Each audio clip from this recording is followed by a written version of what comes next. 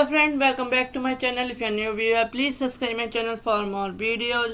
आज हम बात कर रहे हैं ऑर्डर 24 की, जो कि बात करते हैं पेमेंट इनटू कोर्ट, न्यायालय में जमा करना। तो कोई भी केस कोर्ट में दाखिल होता है तो उस केस में रूल 1 कहता है कि दावे की तुष्टि में प्रतिवादी द्वारा रकम का निक्षेप, deposit by defendant of amount in satisfaction of claim. ऋण या नुकसानी की वसूली के किसी भी बाद में प्रतिवादी वाद के किसी भी प्रकरण में न्यायालय में धन की ऐसी राशि का निक्षेप कर सकेगा जो उसके विचार में दावे की पूर्ण तुष्टि हो। यानी कि जो प्रतिवादी है वह किसी भी केस में क्या है, कोर्ट में जमा कर सकता है पैसा। जो ऋण से रिलेटेड है, कोई डेप्ट से रिलेटेड है या कोई नुकसानी की वसूली से रिलेटेड कोई बात है, तो उस केस में वो कोर्ट में जमा कर सकता है जो उसकी मूल्य है उस केस का, कि उस जो केस है वो उसका पूर्ण हो जाए। नेक्स्ट आते हैं नोटिस ऑफ डिपॉजिट, निक्षेप की सूचना। जो डिपॉजिट किया गया है पैसा, उसकी सूचना कैसे दी जाएगी? तो निक्षेप की सूचना प्रतिवादी न्यायालय की मार्फत वादी को देगा और निक्षेप की रकम जब तक न्यायालय अन्यथा निर्देश न करे वादी को उसके आवेदन पर दी जाएगी। नेक्स्ट आते हैं रूल 3, जो कहता है कि निक्षेप पर ब्याज सूचना के पश्चात वादी को ज्ञात नहीं किया जा सकेगा। प्रतिवादी द्वारा निक्षिप्त की गई किसी भी राशि पर वादी को कोई भी ब्याज ऐसी सूचना की प्राप्ति की तारीख से अनुज्ञात नहीं किया जाएगा, चाहे निक्षिप्त की गई राशि दावे की पूर्ण तुष्टि करती हो या उससे कम हो। तो उसके ऊपर क्या है, ब्याज नहीं दिया जाएगा। तो कहता है rule 3, interest on deposit not allowed to plaintiff after notice. Notice के बाद क्या है, जो ब्याज है वो नहीं दिया जाएगा। नेक्स्ट आते हैं रूल 4 की procedure where plaintiffs accept deposit as satisfaction in part.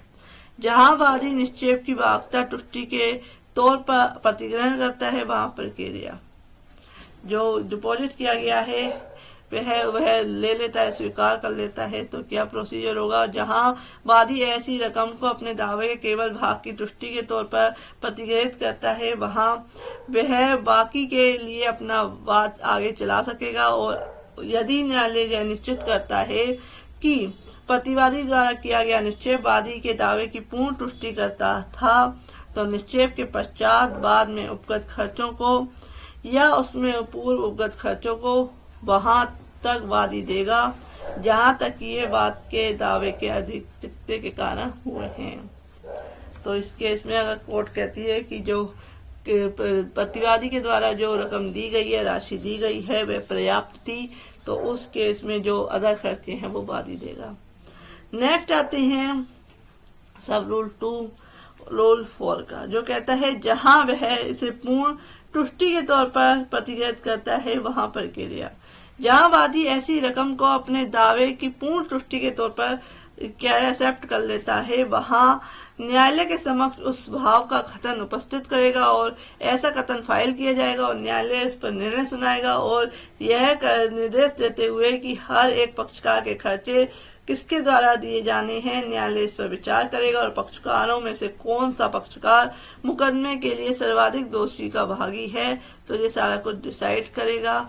इसमें एग्जांपल लेते हैं कि का को खा के 100 रुपए देने हैं, खा ने समुदाय के लिए कोई मांग नहीं की है और वह यह विश्वास करने का कारण ना रखते हुए कि मांग करने से जो देरी होगी उससे वह अहितकर स्थिति में पड़ जाएगा।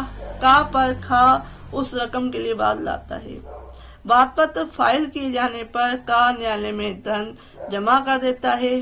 खा उसे अपने दावे की पूर्ण तुष्टि के तौर पर प्रतिग्रहण स्वीकार करता है, किंतु न्यायालय को उसे कोई खर्चा अनुज्ञात नहीं करना चाहिए, क्योंकि यह उपधारणा की जा सकती है कि उसकी ओर से वह मुकदमा निराधार था।